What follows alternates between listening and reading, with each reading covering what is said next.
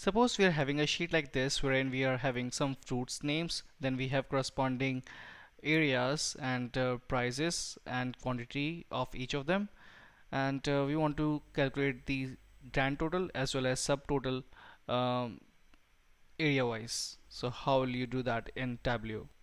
So first of all, let's go to Tableau.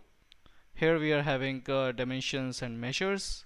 Drag in the area, then the fruits, then the price, and then the quantity. And then we'll be choosing the grid or the text table.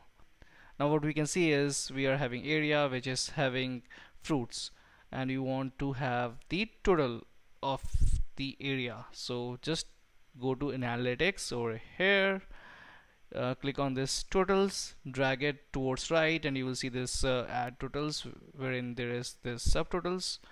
Now we can see subtotal of each of the areas. So this is nice. Second is you want to see the grand total of that. Now go to the analytics and totals, and then drop it over the column grand totals, and we can see that now it has summed all of the values which are there. 75 is here, and then sum of all these is here, which is 905, like 800 plus 105 here, 40 plus 35 is 75. So this is how you calculate the rows, which is basically containing subtotal and grand total of all the rows which are there.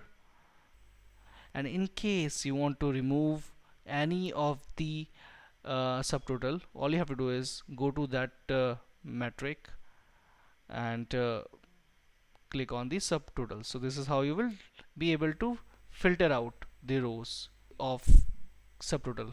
So this is pretty easy, and that's how you do it. Thanks so much for watching this tutorial.